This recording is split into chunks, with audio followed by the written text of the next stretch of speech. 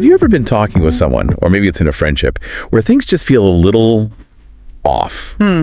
Like, not obviously bad, nothing you can really point to, but there's this, I don't know, subtle tension. Yeah, like an undercurrent you can't quite name. Exactly. Yeah. Gut feeling that makes you wonder, is this person really as supportive as they seem? Well, you're definitely not alone if you felt that. So today we're doing a deep dive into that whole world of hidden emotions. It can be a bit uncomfortable, sure. Right. Our focus is really on spotting those often missed signs that someone might secretly be feeling, well, hostile or envious towards you. And it's not just about spotting red flags, is it? It's more about understanding the subtleties of how people behave. Yeah, to protect your own emotional well-being, really. Precisely. Our mission today, if you like, is to give you a sharper lens, help you identify these underlying feelings, the resentment, the jealousy in your relationships. We want to look at those key signs that aren't always obvious so you have the knowledge to, well, navigate things more wisely and maybe build genuinely supportive connections. Okay, so get ready to look past the surface then. We're going to try and uncover the truth behind some, let's say, seemingly friendly faces. From veiled comments to just complete disinterest. Right, let's unpack all of that. Where should we start? How about we start with something foundational? Unexplained hostility. Okay. Because when we think hostility, we often picture, shouting open arguments. Obvious stuff. Yeah, obvious stuff. But what's really interesting to me is how often it just sort of lurks. More subtly, like a quiet little drip, drip, drip. That's a good way to put it. And what's really intriguing about that covert hostility is how it shows up as passive-aggressive behavior. It's not a direct fight, but it's a way for someone to let out their negativity, their resentment, without actually having a confrontation. Kind of avoids the conflict. Exactly. It's like a low-stakes way to exert some control or subtly undermine someone. You see it in backhanded compliments, maybe sarcastic comments, or even just the silent treatment. Like, imagine you share some good news at work, a success, and a colleague says, "Wow, you really pulled that presentation off. I guess even a broken clock is right twice a day." Ouch. Yeah. See, it sounds like they're acknowledging it, but that little jab underneath just dismisses your skill as luck. Right.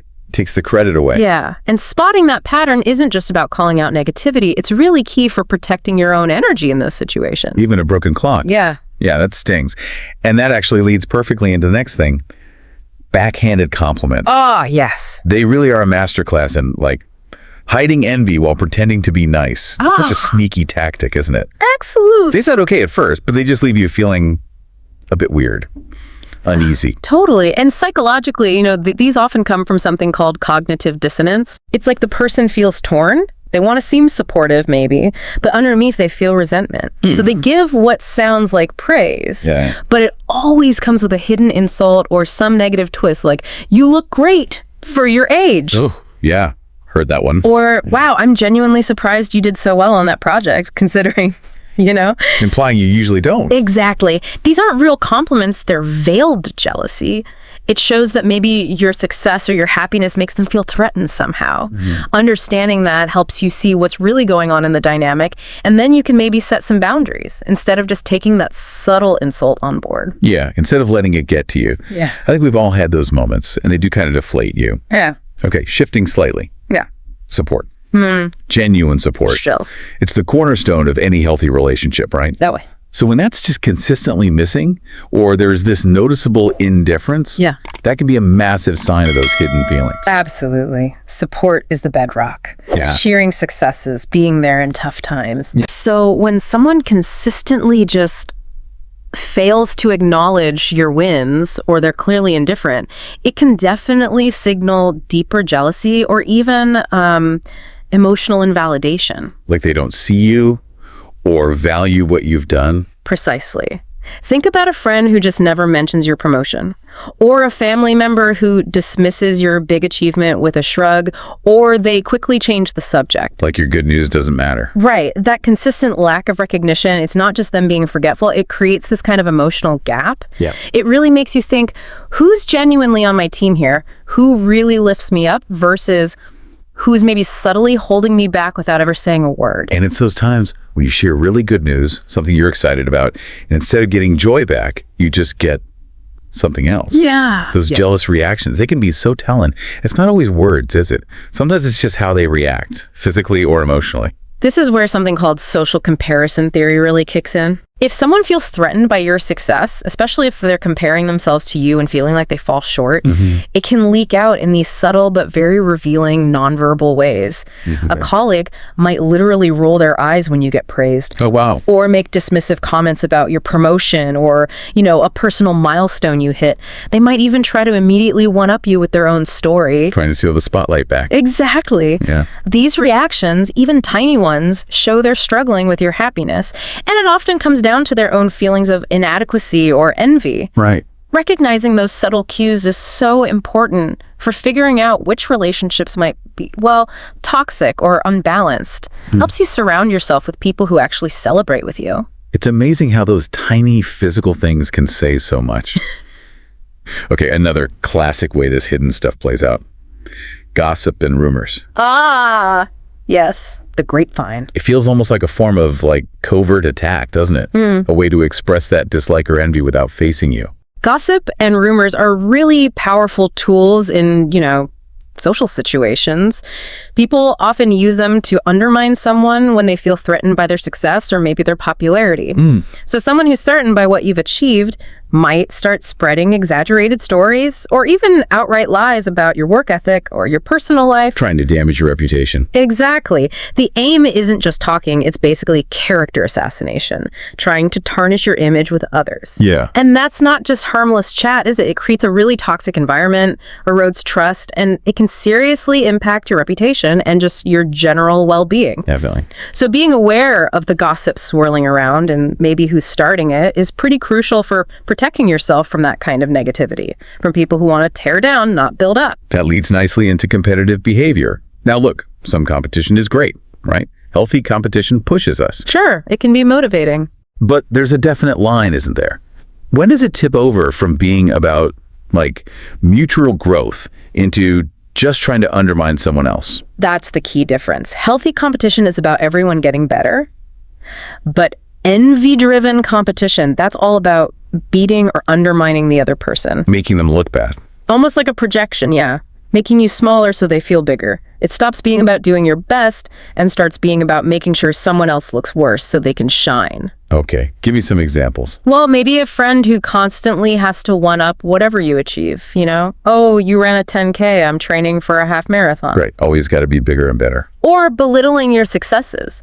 A colleague may be subtly sabotaging your work so they look better by comparison, even just dismissing your hard work as, oh, you were just lucky, or that was easy for you. Yeah, that luck comment again. It really forces you to ask yourself, do the competitive relationships in my life actually inspire me, or do they just leave me feeling drained and kind of less than? That's a really good question to reflect on.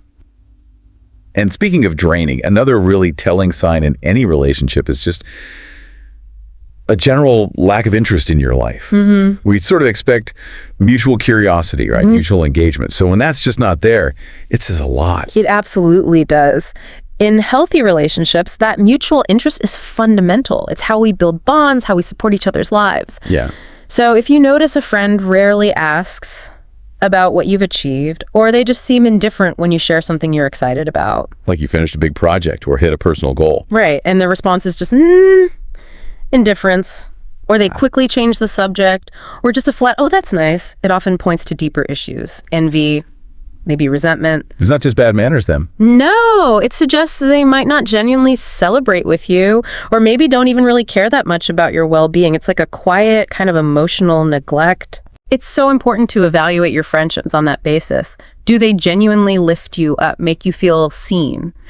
Or do they consistently leave you feeling unheard and, unsupported? Okay, and finally, we have to touch on subtle sabotage. Ooh, yes. This one's tricky. This, for me, feels like one of the most insidious, most damaging forms of secret hostility because it's so covert. It's hard to nail down, but the effects are definitely real. Like you keep hitting invisible barriers. Subtle sabotage is all about undermining someone's efforts in ways that look innocent on the surface. Plausible deniability. Exactly, which makes them incredibly hard to call out without sounding like you're paranoid. Maybe a colleague forgets to pass on vital info for a project. Making you miss a deadline or look unprepared. Right, or a friend accidentally schedules something that always clashes with your important events or opportunities. Blocking you subtly. These actions create real obstacles. They hinder your progress, your success, but the saboteur gets to maintain this facade of innocence, maybe even helpfulness. This really requires vigilance, being aware, because protecting yourself means spotting these covert moves and understanding that, unfortunately, some people really don't have your best interests at heart, even if they never say it out loud. Wow, okay. We've really unpacked a lot today, haven't we? We have. From that sort of quiet hum of unexplained hostility and the sting of those backhanded compliments to the cold shoulder of lack of support and those really telling jealous reactions. Yeah, and we also looked at the damage gossip and rumors can do. Right, and that draining competitive behavior, the quiet hurt of someone just not being interested in your life. And finally, that really damaging subtle sabotage. It's quite a list. 8 subtle but really telling signs. And recognizing them is just so important. It's about being discerning, isn't it? Understanding the why behind some behaviors and ultimately, protecting your own emotional health. Yeah. We'd really encourage you listening to maybe reflect on your own interactions. Think about whether the people around you genuinely support you, genuinely lift you up. Because having that awareness, it lets you make more informed choices about your relationships, doesn't it? Absolutely. It helps you build an environment where your successes actually get celebrated, genuinely, and where your emotional well-being is a priority. It does. And maybe here's a final thought to leave you with. Okay. Consider how recognizing these dynamics isn't just about dodging negativity. It's actually about empowering yourself. How so? Empowering yourself to actively cultivate surroundings where your wins are cheered, genuinely, and where your emotional health comes first. It's about building that positive space for yourself. Not just avoiding the bad, but actively creating the good. I like that. A lot to think about there.